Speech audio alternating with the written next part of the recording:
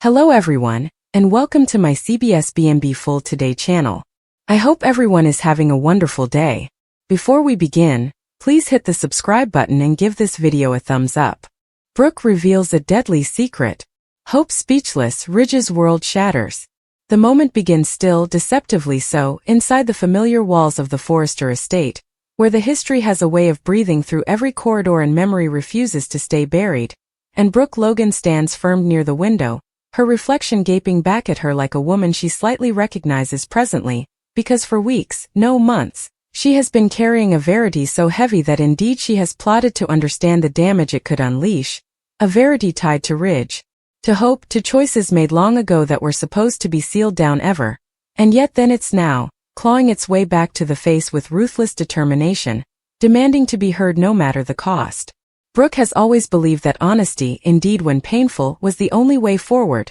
but this time honesty feels less like redemption and more like an armament, one that could destroy the very people she loves most, especially Hope, whose entire sense of tone has been erected on believing that her family, while defective, was predicated in verity. As Brooke eventually turns down from the glass and faces the room, the weight of what she's about to reveal presses down on her casket until it becomes delicate to breathe. Because this secret isn't just libelous, it's dangerous, deadly in the way it threatens to rewrite history and bane the future each it formerly. Hope senses it incontinently, the shift in the air, the pressure in her mama's posture, the way Brooke's hands fluctuate ever so slightly as if her body is trying to stop her from speaking, and Hope, who has survived treason, heartache, and moral conflict before, suddenly feels like a child again, bracing herself for news she isn't prepared to hear, ignorant that what's incoming will leave her hugely speechless, not because she doesn't understand, but because understanding will hurt. Too important.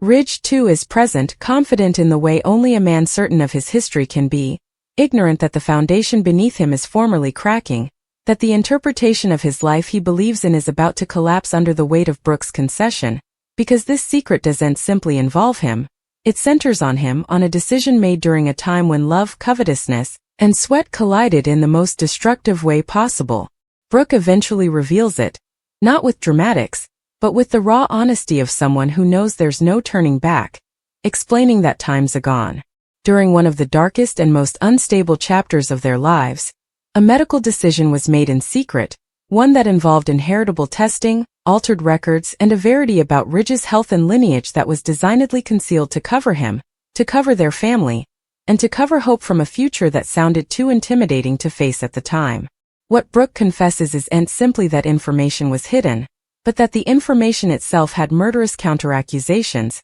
involving a heritable condition tied to Ridge's birth, commodity that could affect generations, commodity that Croakers advised could resurface unpredictably, and commodity that was buried because admitting it would have meant defying the possibility that Ridge's heritage, his children, his designs, his entire unborn, could be hovered by an unnoticeable ticking timepiece. Hope's world stops. She doesn't cry, she doesn't argue, she doesn't indeed move, because every word her mama speaks rearranges her understanding of who she's and what her future might hold, and the consummation that her own life opinions, marriage, fatherhood, moral choices were made without access to this verity feels like a treason so deep it steals her voice. The silence that follows Brooke's disclosure is suffocating, filled with the echoes of questions Hope cannot yet bring herself to ask, because the most intimidating one lingers implied: whether this secret has formerly claimed victims, whether the peril is still present, and whether her own child could be affected by commodity she was no way advised about. Ridge, meanwhile, is unraveling in real time, his unbelief turning to wrathfulness, also to desolation, as he realizes that the woman he trusted over all others chose to decide his fate without his concurrence, altering his reality in the name of love, and while part of him understands Brooke's fear, another part feels irreparably betrayed, because the secret didn't just cover him, it burgled him of agency, of the right to face his own mortality on his own terms. His world shatters not in a loud explosion, but in a quiet collapse, as recollections resurface with new meaning, moments of unexplained illness, medical anomalies, and brushed-off enterprises suddenly aligning into a horrifying pattern that makes it insolvable to deny the verity any longer. As the fallout ripples outward, the secret proves to be indeed more destructive than Brooke anticipated, because it doesn't stay contained within the family, rather hanging to impact Forrester Creations itself, where Ridge's leadership and creative heritage are now under scrutiny,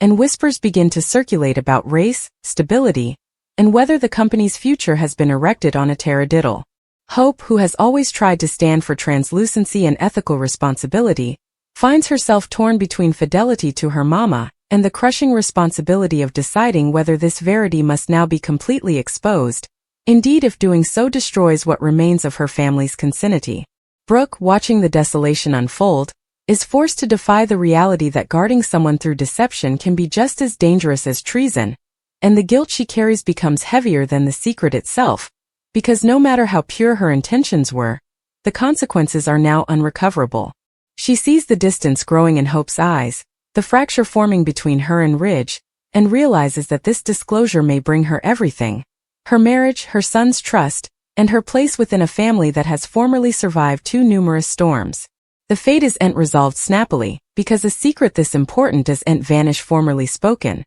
It lingers, reshaping connections, forcing insolvable choices, and raising creepy questions about fate, responsibility, and whether love can truly justify taking control of another person's verity. Hope is left standing at a crossroads, speechless not because she's weak, but because she's overwhelmed by the weight of knowledge she no way asked for, while Ridge must decide whether he can forgive the woman who shattered his reality in order to save him, and Brooke must live with the understanding that occasionally, indeed, love can be deadly when it silences the verity. The days following Brooke's disclosure unfold not as a single explosion but as a slow-burning catastrophe, the kind that seeps into every corner of life and leaves no relationship untouched, because formerly a verity this profound is exposed. It doesn't simply live as information. It becomes a presence, an unnoticeable force that alters jest, perception, and trust. Hope retreats inward, moving through her days as though wrapped in glass, present but unobtainable, visited by the consummation that the life she believed she understood was constructed on precisely arranged deletions, and the most ruinous part isn't just what was hidden, but who decided she didn't earn to know. Every smile she formerly trusted now feels rehearsed, every memory suspect, and the idea that her mama, her moral compass, could justify such a deception fractures Hope's confidence in her own judgment, forcing her to question whether righteousness is ever truly clear-cut or simply shaped by fear. Ridge, meanwhile, becomes consumed by the need to reclaim control over his own narrative, diving into medical records, old consultations, and long-forgotten test results with a despair that borders on preoccupation, because the study that his body may have been betraying him each along ignites a rage he can no longer suppress. He recalls moments he dismissed as stress or prostration, faint dizziness, unexplained pain, the croaker visits Brooke claimed on attending, and now each recollection feels like substantiation of a silent conspiracy erected in the name of love. The treason cuts deeper than infidelity ever could, because this time it's not just his heart that was deceived, but his right to face his own mortality with honesty and courage. As Ridge's hunt for answers intensifies, the Forrester family begins to fracture along familiar fault lines, with fidelity and dubitation colliding in painful ways, because secrets of this magnitude don't remain private for long in a world where heritage is currency and vulnerability is perceived as weakness. Whispers ripple through Forrester creations as Ridge's address changes, his formerly commanding presence replaced by an unpredictable blend of urgency and distraction, and directors still wonder whether the man who erected the House of Forrester can still be trusted to lead it. Eric senses the shift long before it's spoken audibly, fading the unmistakable signs of a sun unraveling, and while he doesn't yet know the full verity, he knows enough to sweat that history is repeating itself in a far more dangerous form. Hope's internal struggle deepens when she begins to examine her own choices through the lens of this new knowledge, questioning whether her opinions around love, family, and fatherhood were truly free or intentionally constrained by a future her mama stressed too important to name. The possibility that this heritable condition could extend beyond Ridge and into the coming generation becomes an unsupportable weight, forcing Hope to defy fear she no way imagined she'd have to face, especially when she considers her child, whose future now feels uncertain in a way that steals Hope's breath in the quietest moments. The instinct to cover wars with the need for verity, and for the first time, Hope understands with painful clarity the insolvable position Brooke formerly stood in, indeed as she resents her mama for choosing secretiveness over trust. Brooke, insulated within her own home, becomes a woman visited by her once opinions, replaying the moment she chose silence over translucency, love over honesty, induced at the time that shielding Ridge from fear was an act of devotion rather than control. She now sees the full compass of the damage, watching the man she loves helical and the son she adores pull down emotionally, and the irony is unsupportable. The secret she kept to cover her family is now the very thing tearing it piecemeal. Every attempt she makes to explain her logic feels concave, because intent no longer matters when the consequences are this severe, and Brooke begins to understand that remission may no way come, not because she doesn't earn it, but because some backstabbings unnaturally alter how trust is defined. As the medical verity becomes clearer, Ridge uncovers substantiation that suggests the condition may have progressed further than firstly believed, raising the intimidating possibility that intervention was delayed not just by ignorance, but by deliberate avoidance, and this consummation energizes a darker dubitation. That Brooke may not have been acting alone. The notion that Croakers, specialists or indeed members of his own family could have intrigued to keep him in the dark transforms Ridge's grief into commodity sharper, more dangerous, because now the treason feels systemic rather than particular. He becomes consumed with relating every person who shared in this taradiddle, determined to reclaim his autonomy no matter the cost, indeed if it means dismembering the veritably connections that formerly defined him.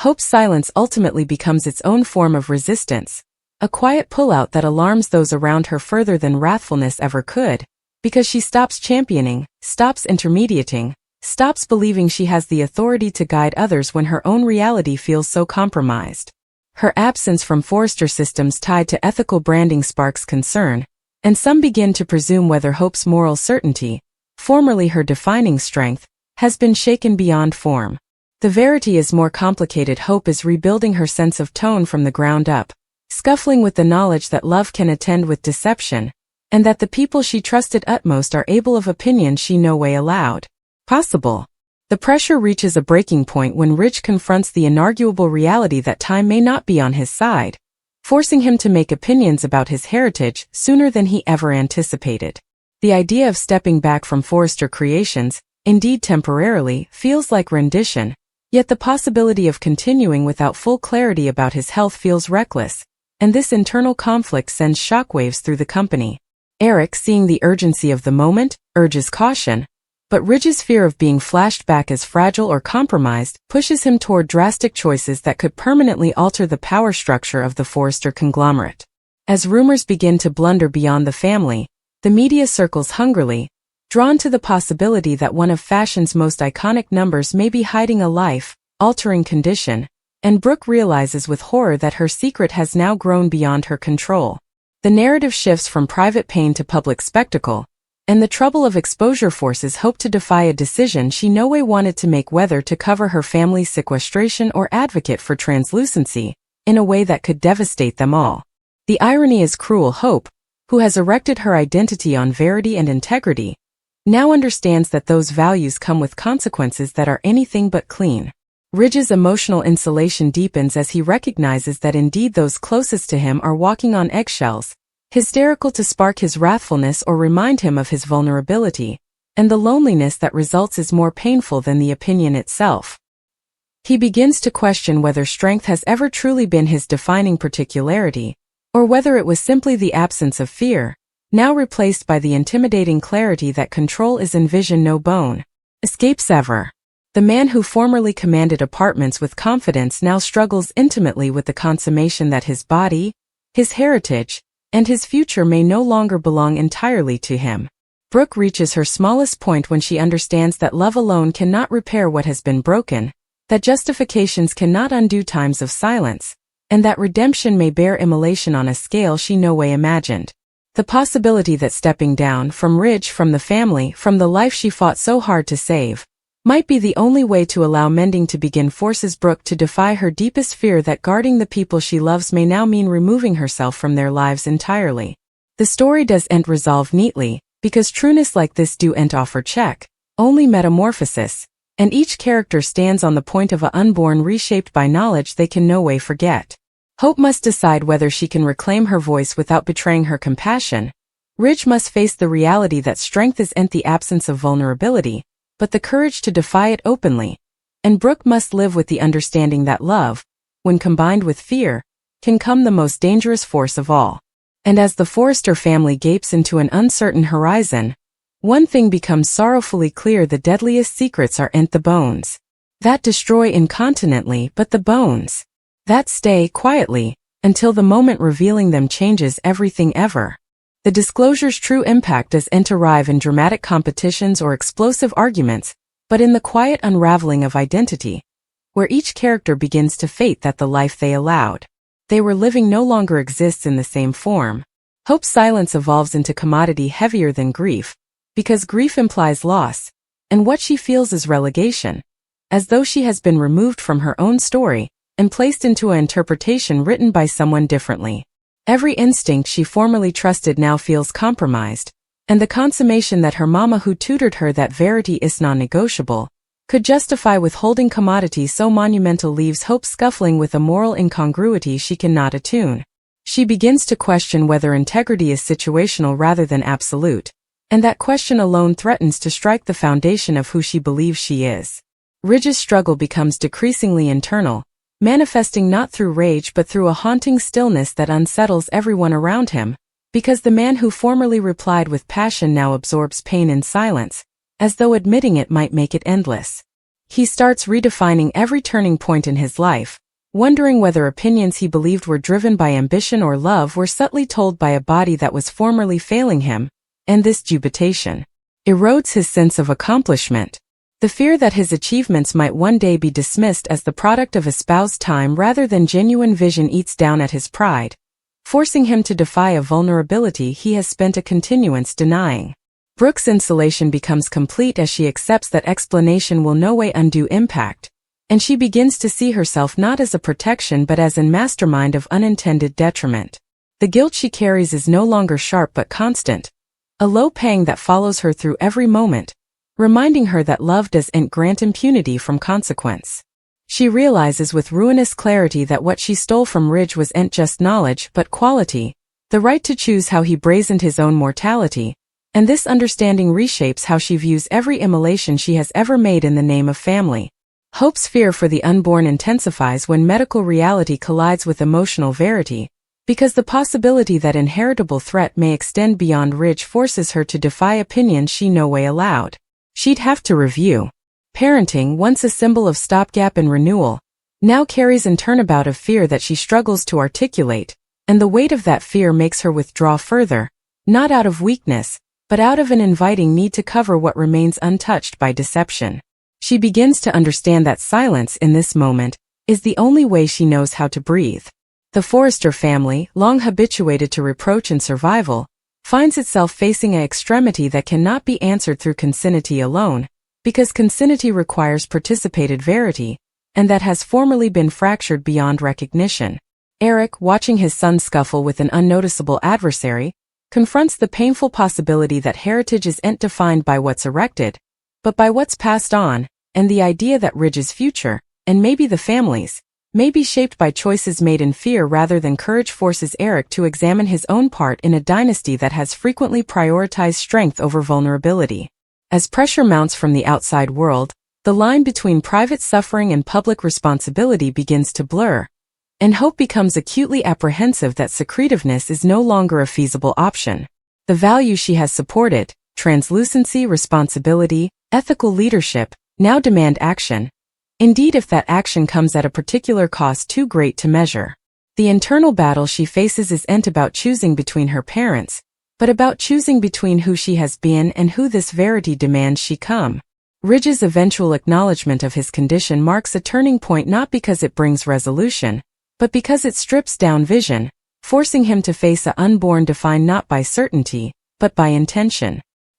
He begins to understand that control was no way the source of his strength, and that adaptability may bear surrendering the veritably image he has worked so hard to maintain. This consummation doesn't bring peace, but it does bring clarity, and clarity, still painful, becomes the first step toward reclaiming power of his life. Brooke, witnessing this shift, recognizes that redemption may not come through conciliation, but through responsibility, and she begins to accept that the most loving act she can offer now isn't propinquity, but honesty, complete, undressed, and unrecoverable. The choice to stop shielding others from discomfort becomes an act of courage she wishes she had embraced sooner. Indeed, as she understands that it may bring her the connection she values most. Hope's trip reaches a fragile crossroad.